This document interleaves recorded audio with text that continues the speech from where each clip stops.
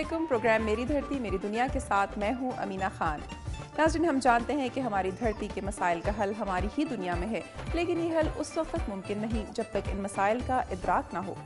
मेरी धरती मेरी दुनिया के ज़रिए हम उजागर करेंगे चारों सूबों में अवाम को दरपेश ऐसे मसाइल जिन्हें अब तक नज़रअंदाज किया जाता रहा है और जो आज भी हल तलब हैं। और इनमें से बहुत से मसाइल तो ऐसे हैं जिन्हें बस ज़रा सी कोशिश से हल किया जा सकता है। आज के प्रोग्राम में शामिल है कराची में बहार की आमद पर बच्चों की तरफ से लगाई गई फूलों की नुमाइश, चश्मा जहलम लिंक कैनाल की बंदिश से काश्तकार परेशान, मुल्क में पहली आलमी फूड नुमाइश, VVIPs के रूट से शहरी परेशान समेत दीगर रिपोर्ट्स। प्रोग्राम का आगाज करते हैं सिंध की दुनिया से और वादी महरान से मेरी धरती मेरी दुनिया के लिए जो रिपोर्ट्स मौसूल हुई हैं उनमें शामिल है सक्खर के आई अस्पताल में आंखों के इलाज, हाला में मखदूम सरवर 9 के मज़ार के हवाले से रिपोर्ट्स।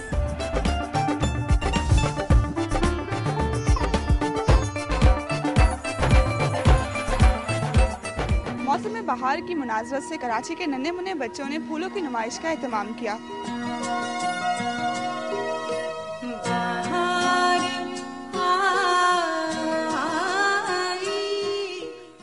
नुमाइश में रंग बिरंगे कपड़ों में मलबूस बच्चे और रंग बिरंगे फूलों में तफरीक मुश्किल साबित हो रही थी। फ्लावर शो के आगाज पर बच्चों ने दरख्तों के काटने, फूलों और पौधों को नुकसान पहुंचाने के हवाले से टैबलो भी पेश किए। बच्चों की जानिब से लगाई गई नुमाइश में तमाम ही रंगों को समेटे फूल कुदरत की खुदाई का सबूत दे रहे थे। पीले गेंदे के फूल बसंत का पैगाम दे रहे थे तो लाल नीले पीले रंगों पर मुश्तमिल गुले दाऊदी नुमाइश की जान साबित हुए, जिसका साइज और रंग बच्चों की हैरानी में इजाफा करते रहे। फ्लावर शो में पौधों को उनकी खासियत और फूलों के रंगों की मुनासबत से तरतीब दिया गया था, जिसमें टमाटर लगे पौधों के जरिए बच्चों को सब्जियों को घरों पर उगाने की तरकीब भी दी गई। फूलों की नुमाइश इस लिहाज से मुनफरिद रही कि यहाँ बच्चों को फूलों की देखभाल के बारे में भी आगाही फराहम की गई। कैमरामैन खालिद शाह के साथ समरीन मंसूरी, दुनिया न्यूज़ कराची।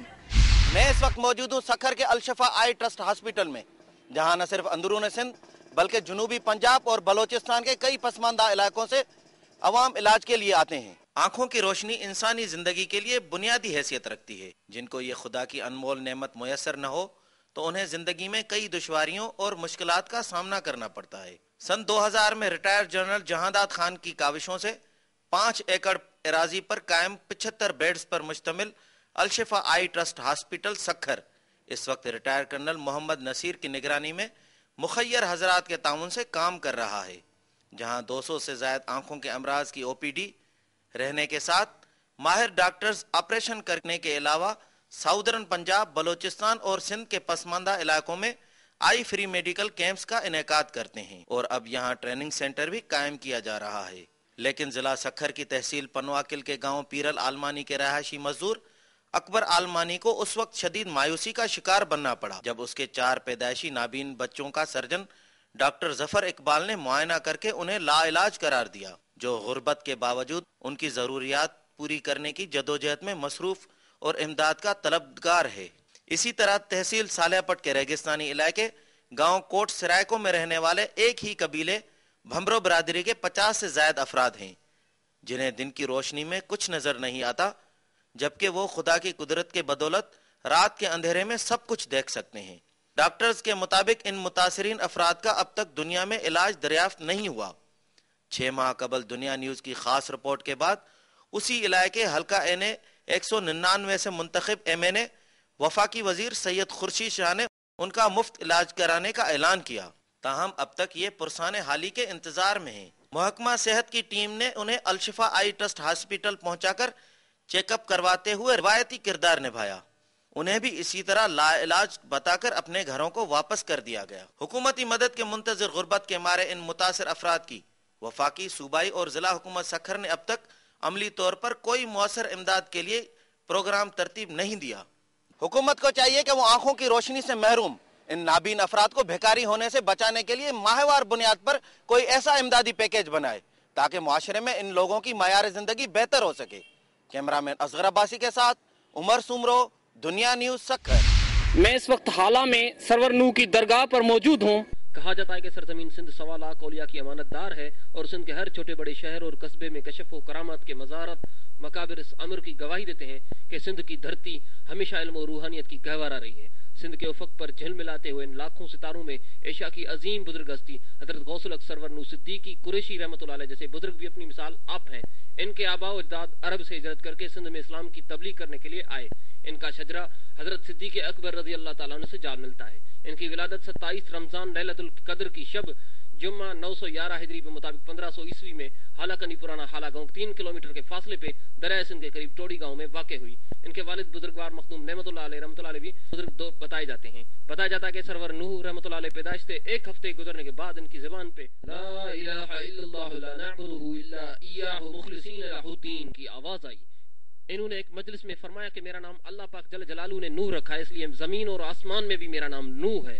حدیقۃ الاولیاء کتاب میں سید عبد القادر رحمۃ اللہ علیہ لکھتے ہیں کہ سرور نوح کو 14 سال کی عمر میں سرور کائنات صلی اللہ علیہ وسلم حضرت عیسیٰ کی زیارت ہونے کے ساتھ ساتھ حضرت صدیق اکبر حضرت علی رضی اللہ عنہ کے فیض مشرف ہو کر بغیر کسی مریدی کے براہ راست فیض حاصل کر کے اویسی گروہ میں داخل ہو گئے اور پوری زندگی اللہ کے نام اور عوام کی خدمت میں صرف کر دی۔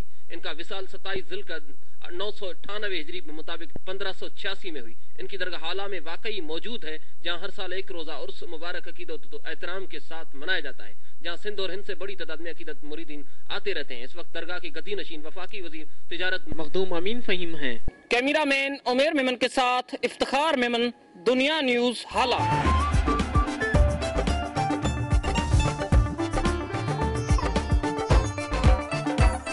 سندھ کے بعد اب ہم آپ کو لیے چلیں گے وادی بولان کی طرف، اور پروگرام کے اس حصے میں آپ دیکھ سکیں گے پلاسٹک بیگ کے استعمال سے ماحولیاتی آلودگی میں اضافہ، سونے کی قیمت بڑھنے سے کاریگر پریشان اور سوائن فلو سے آگاہی کے لیے منعقدہ سیمینار سے متعلق رپورٹس۔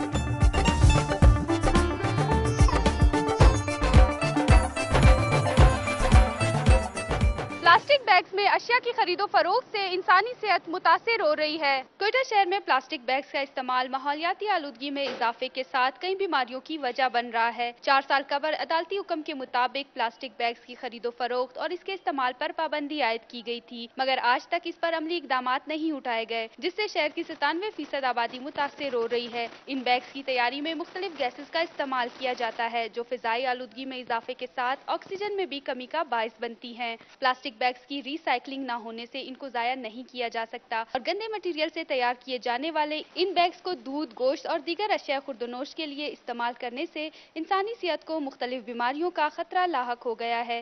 شہر بھر میں پلاسٹک بیگز کے استعمال سے نہ صرف انسانی صحت متاثر ہو رہی ہے بلکہ لاکھوں روپوں کی لاگت سے تعمیر ہونے والا نکاسے آب کا سسٹم بھی تباہ ہو کر رہ گیا ہے۔ کیمرہ ٹیم کے ساتھ سیما کنول، دنیا نیوز، کوئٹہ۔ یونیسیف کے تعاون سے جعفر آباد میں سوائن فلو سے بچاؤ اور آگاہی کے لیے ایک سیمینار کا انعقاد کیا گیا۔ محکمہ صحت کے زیر اہتمام ڈسٹرکٹ ہیڈ کوارٹر ڈیرہ اللہ یار میں منعقدہ سیمینار میں ڈاکٹرز، پیرامیڈیکل اسٹاف سمیت عام شہریوں نے بھی شرکت کی۔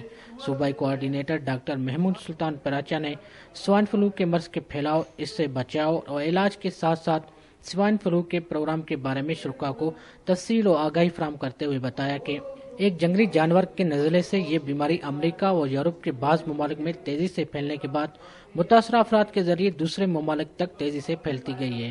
سوائن فلو بہت تیزی سے پھیلنے والی سانس کی بیماری ہے جو خاص قسم کے وائرس کے ذریعے ایک انسان سے دوسرے انسان تک بآسانی منتقل ہو جاتی ہے اور نزلہ زکام کے ساتھ ساتھ سانس اور سینے کی تکلیف، عضلات اور جوڑوں میں درد، الٹیاں اور ڈائریا کی علامات شامل ہیں۔